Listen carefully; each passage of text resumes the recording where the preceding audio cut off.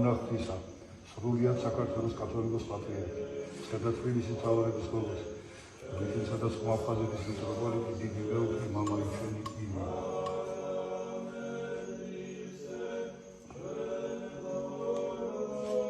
მრავალჯამიერ თქვენ უწმინდესობა უგილოცავთ დედაფშობებმა დაგლოცეთ. არ შეგეშინდე უფალი ჩვენთან არის, ითხარ შემუფალი